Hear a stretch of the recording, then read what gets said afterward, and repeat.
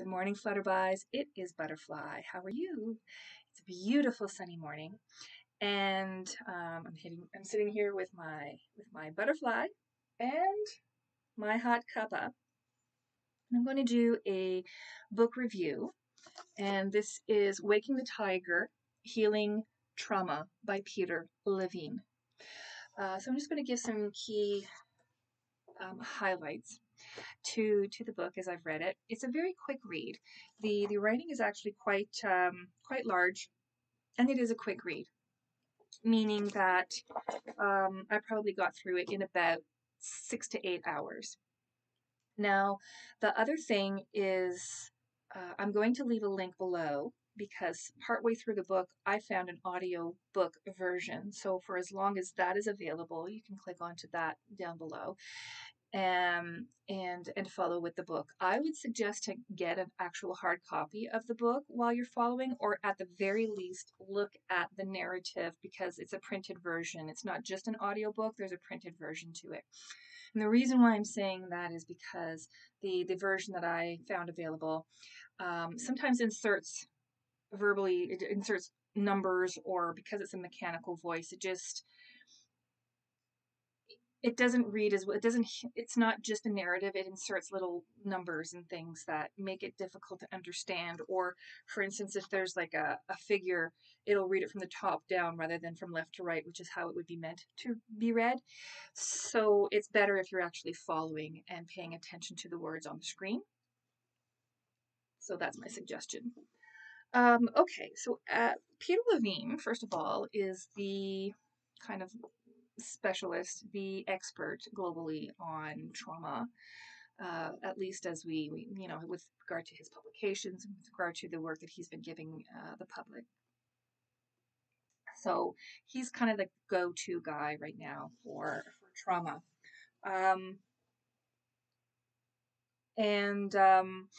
So you can find a lot of his videos on YouTube. And I'm not going to provide links for that because all you have to do is just do a search for Peter Levine and trauma, and he will talk about this book as well as any other of his publications that he's produced. His copyright, or his kind of concept that he introduces, is somatic experiencing. So what happens is when you have a trauma, the trauma occurs, and then there's an amount of perception that goes around the trauma. So we know that when trauma happens to a variety of people in a similar way, they can all come out of that trauma, short-term and long-term, in different ways. Some people are predisposed, their personality, their upbringing, their environmental factors, their multitude of different kind of learning, adaptive capacities, resilience, they're all different. And so the way that you will process trauma is going to be different from somebody else who goes through a similar experience. So there's that. What he talks about with his somatic experiencing is to go from that, and when you carry it and it hinders other parts of your life, stops you from going out, stops you from being able to trust, it impedes on your relationships, and it comes out, the post-traumatic effects come out in a variety of ways in your life. Then you present yourself in counseling. And what do you do with that? So he's introduced the concept of somatic experiencing, and he's got a website and all kinds of fun stuff. The long and the short of it, as I've read this book now, I'm currently doing a master's in counseling psychology, and I think I'm fairly well versed in anything undergraduate level. So I'm coming at it with knowing a little bit more than nothing, but I'm not an expert, and I'm not near his level. So I'm Joe Schmo reading a book, and I'm just going to kind of give this to you. Now, at an undergraduate level, we learn about systematic desensitization. Systematic desensitization, that's just a concept that basically says when somebody comes in with a phobia, that you will kind of reintroduce them to the thing that makes them afraid, but in increments, so slowly over time. So for instance, if you have a fear of heights, or you're claustrophobic, and you have this phobia an elevator ride. You take the stairs all the time and you want to work through that. The systematic desensitization approach to that would be to talk it over with your counselor, to visualize the process of going up in an elevator in small increments, and then eventually one day you walk to the elevator and then you talk about it and then you walk away. You might do some relaxation exercises along with that. And then on another day, you'd come up and you'd prepare for it with your therapist, and then you walk up and then you walk into the elevator and then you walk out of the elevator without going in, like up or down. You just walk in and then you walk out, and then you continue on with relaxation exercises. And incrementally, eventually, one day, you will go into the elevator and maybe go up one floor and then get out and then kind of talk about it. And by small increments, the phobia then gets chipped away. So that's the concept of systematic desensitization. The other concept that's relevant to this book but is not discussed is implosive therapy. And implosive therapy is kind of a harsh way. In this example, what would happen is your therapist would do some talking with you, you'd prepare a day, you'd go up to the elevator and just go up in the elevator and down the elevator, and you freak out and you work through it all at once.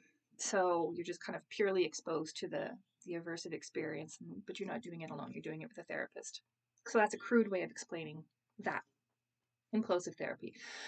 So with my understanding of that from an undergraduate level, I then read this book, and it sounds like Peter Levine is basically talking about this old time sort of, what do you call it, just a very reliable concept of systematic desensitization. So he walks through various sort of examples of comparing humans to humans to animals, and saying that animals get through trauma. So, what's different with humans is that we have this forethought, this very big frontal lobe, and just basically the differences in cognitive skills that make humans different from animals. And basically when animals go through some sort of a trauma by getting chased by something, he gives an example at some point where animals will then kind of, the cubs or the pups will play with each other, and the mom will teach them and walk through these pouncing and these things that might happen from predators, and they kind of walk through it and desensitize that trauma, and they kind of get over it really easily. I I don't really kind of agree with that kind of comparison. Yes, it does work. That's one great way of working with it. But I also know that there is evidence of animals having trauma and carrying it with them. And all we have to do is go to a local shelter and find animals that have been traumatized. I had my dog, Céline, who had previously been traumatized, and I didn't know much about her other than she was found with her 7 pups in a dump. And when I adopted her from the shelter, and I dealt with her triggers for the 10 years that I had her. So trauma does exist in animals, and it's not that they're terribly resilient. But I appreciate when Dr. Levine is kind of looking at what does work in animals and then applying it to humans. But we already know that, because systematic desensitization, i.e. the comparison of, kind of working through with cubs playing and pouncing on each other and working through, how would you get yourself out of, wrestle and get yourself out of this situation. How would that apply to humans? Well, you walk yourself to the elevator, you walk yourself to the trauma little by little, and then you desensitize yourself with a therapist. So there was that. He talks about, with somatic experiencing, the body awareness. And these are concepts that I find they're tremendous, because at this point, what we tend to do as a society is kind of look at trauma and say, pisha, get over it, pick up your boots, which is fine for those of us who that works for, but it doesn't work for a lot of people. And in my own injection into this, not P. Levine's, but my own injection into this concept is that when we are traumatized, for instance, with bullying and with harsh upbringing or parents who are not supportive, or that, when we have that perception of trauma, then there's a resentment that ends up being carried if it's not appropriately discharged or dealt with, discharged, to use his language. And then you end up getting it can come out in different harmful, violent ways towards other people later on in life. And that can be crime, and that can be self-inflicted wounds, and that can be, depression, and that can be post-traumatic stress in whatever way that it manifests. So I really agree with what he's talking about in terms of looking at the body awareness and the trembling, for instance, that happens, and the nervousness, and kind of looking at a body scan through, when you're feeling that stress after trauma, what's happening in your body, and being attentive to the increase in heart rate and the increase in your breath rate and increase in the effects on your nervous system, and then working through that with a therapist. So therein is the kind of the bird's eye view, and he doesn't this is not a description of therapy step by step. This is, you're not going to read a book and become a therapist. I just saw a little orb kind of go by there. Funny how they kind of show up, eh? So he does also talk about how the walking through the somatic experiencing he was inspired by, it's influenced by shamanic healing, but it is not shamanic healing. And I'll contribute a little bit to that, of which he's didn't talk about in his book, but it makes me think of societies who are more collectivist in their approaches as opposed to individualistic, which is a more westernized approach. So I think in that vein is what he's talking about, that it's inspired by shamanic healing, but it's not shamanic. And with a collectivist approach, what you're looking at is people who get together and they say, okay, this one of our tribe, this one of our group, this one of our family has gone through a traumatic experience. Let's support this person as much as we can, and that may end up being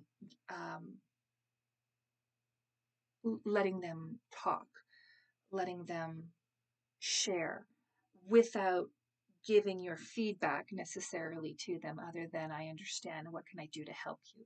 So letting them discharge with words, letting them discharge in whichever way that they need. That would be a collectivist approach, an example of a collectivist approach. And societies have done that. So there can even be sort of like the sacred fire kind of ceremonies that you have amongst indigenous populations. You would see that.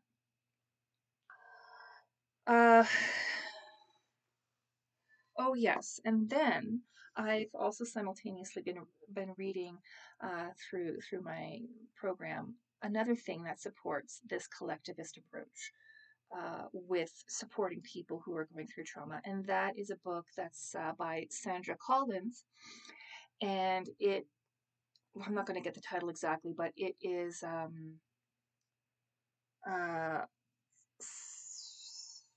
socially just and culturally responsive counseling. That's what it's called. SJCR, socially just and culturally responsive approaches or counseling. So in there, she talks about the differences between collectivist approaches and individualistic approaches. So an individualistic approach, for instance, would be, oh, you've gone through trauma, pick up your socks, get over it, stop talking about it. You're going to be bothered by it for as long as you let it bother you. It's all about you, and go on. I went through this, so and I'm responsible for my own successes and processes, and you are responsible for your own. That's a very individualistic approach. For some people, it may work, but a collectivist approach would be, okay, let's see what we can do and support you. So Sandra Collins talks about that as well in societies. The flip side to that, I'm finding though, is that it may also, I mean, there's good with collectivist, and there's also kind of like the codependence part of it. That would be the unhealthy sort of side to it as well. Anyways, he doesn't go into that. It's supposed to be a book review, but you know, when I read a book, I make links to other concepts that inevitably becomes part of how I understand the concepts in this book. So, is it groundbreaking to talk about somatic experiencing? Um, in that it's basically, as far as I see in my limited opinion, in that it's an elaboration on a known concept of, systematic desensitization. I would say it's not groundbreaking, in that it is introducing into society, getting people excited about looking at trauma in a way that is helpful and healthy, and being mindful and present and in the moment, and not thinking about the past as much and dwelling about how that's going to affect you now, and not thinking about the future so much so that it's becoming harmful and anxiety provoking. In that, somatic experiencing brings you into the body and moves you forward despite the fact that you've been through trauma. Yeah, it is groundbreaking. His work is groundbreaking in that way. So, and I think that's why he's on the map, because globally speaking, we need to take known concepts such as systematic desensitization and bring it into how we're going to apply it to today, because we have people who are traumatized walking around aiming at each other with guns for really reasons that could have been, you know, they could have discharged that energy in therapy. They could have supported, found supportive people in their environment, and kind of learned to let go of certain things that don't serve them very well. So, what else did I want to talk about? Oh, in the chapter 12, page 155, he basically does delineate his main thesis, and that is that there's a hypervigilance that goes along with having lived through trauma. So when you have been through trauma, you then, I'm going to put down the book, you then develop a hypervigilance, which is you're being vigilant, but to an excessive amount.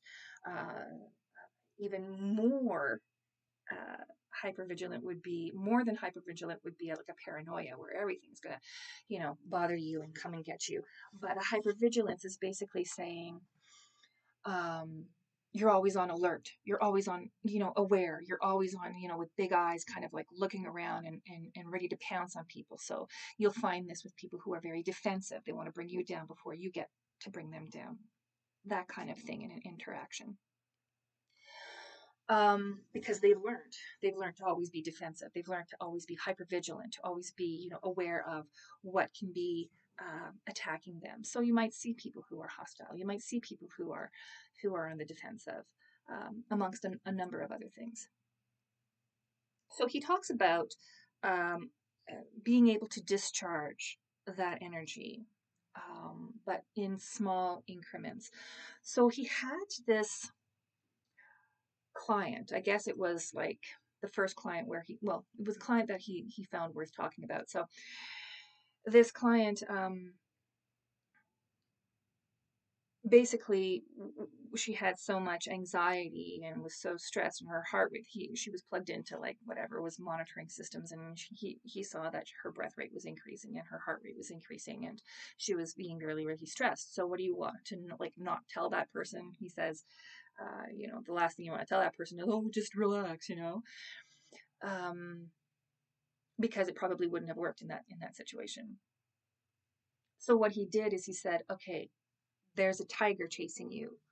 Run up Stony Hill or whatever it is and get away. So when she did get away, she was visualizing in this therapist exercise.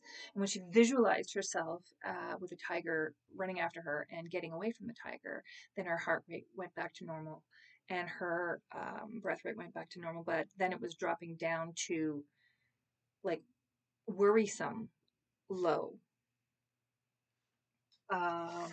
Just going to give you, this is somewhere around page 995, just in case somebody wants to kind of look at that. He also at that point was making an example where an impala is running away from a tiger, you know, and just how animals have a small burst of energy and then they run away. Now, what the impala will do, or he's giving an example of an impala who gets attacked by a tiger and then basically appears dead. And in that moment, the tiger thinks the impala is dead. I'm going to have a meal. And then the impala just up and runs away. And in that moment, it was like a stillness for the impala. They appeared dead, their breath rate went dead, and it was a freezing response. As opposed to fighting, freezing, fawning, and fleeing. The fleeing brought them to this point. Now they're freezing. And it's an adaptive response. It's an adaptive response because it gets them to where they need to be. The tiger is having a moment of relaxing and being off guard. And in that moment, the impala just up and bolts away and gets away. So it was a survival mechanism. So he likens that, he explains that, and kind of makes that link towards in humans where we have that freeze response and you just kind of, freeze during trauma. But then if that energy does not get discharged in some way therapeutically, either collectively with people or in therapy or in some way by playing or discharging that energy, then it stays in your body. And then he likens that to having like post-traumatic stress symptoms.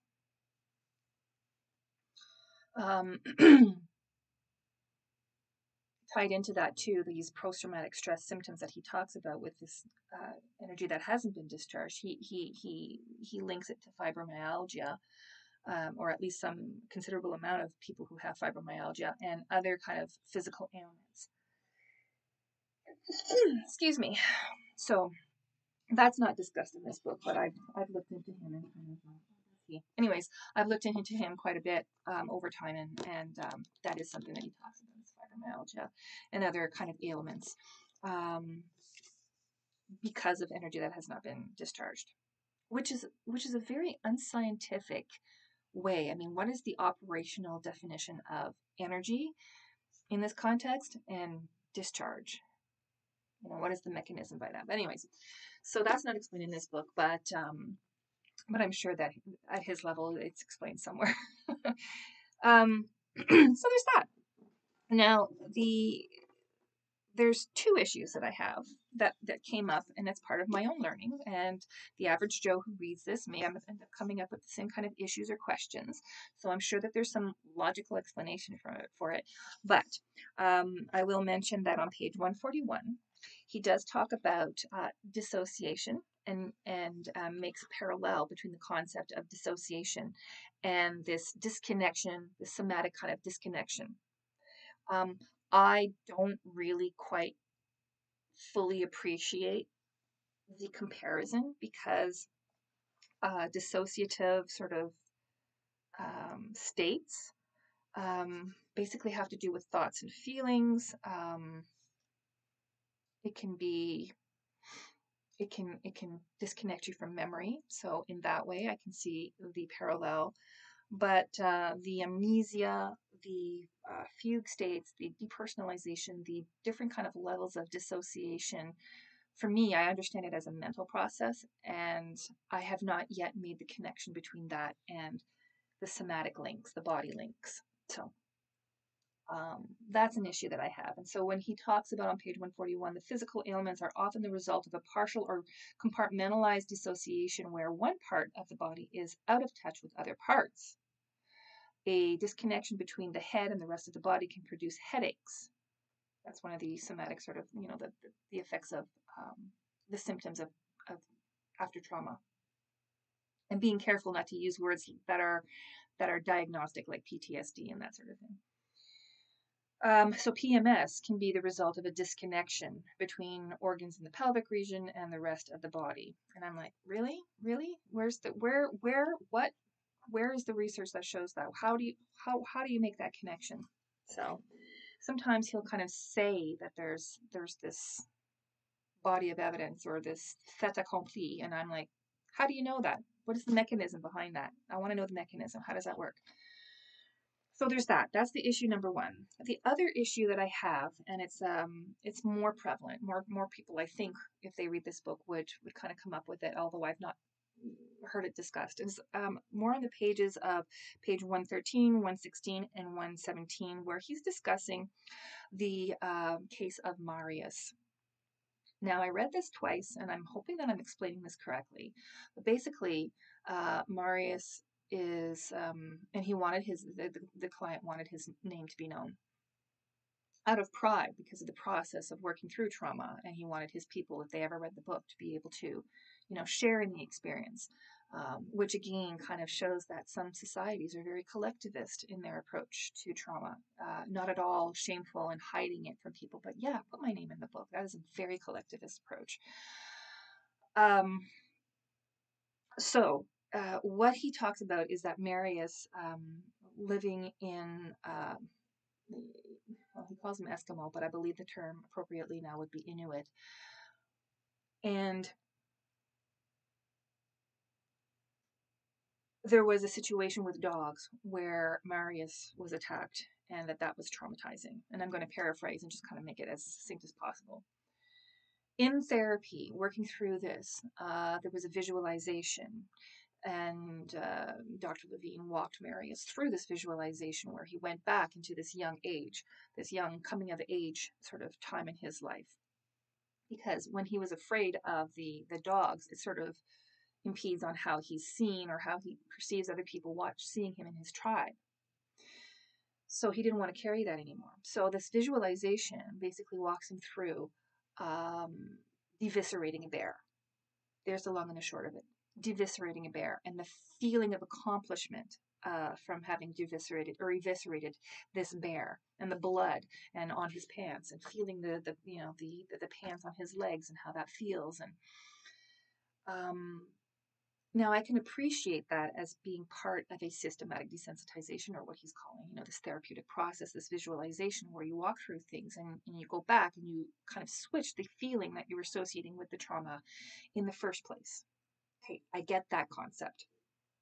The part where I have a hard time with this specific approach is the violence that's being glamorized in this particular example given in this book that is made for the average reader.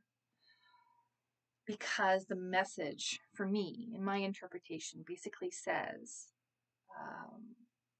that it's therapeutic, or it is a step in the right direction to sort of go back and kill the person, or the bear, or the thing that brought you that trauma. Because even though that's not what he's saying, when you're not everybody's going to find themselves in a situation being attacked by dogs or bears. They're going to apply the themes from this therapy into their own lives. And that to me seems really very kind of dangerous, because if the average person is looking at this and saying, yeah, I'm going to eviscerate the uncle, or visualize eviscerating the uncle who sexually abused me at such an age. I think that there would be other examples that would be more therapeutic and would be promoting nonviolence is just basically something that I hold dear. So those are my values, and I'm owning that. So that was an issue. That was like the main thing that I find that was really curious, and I admit that possibly I have things to learn, and that possibly this is like the best way to approach this client.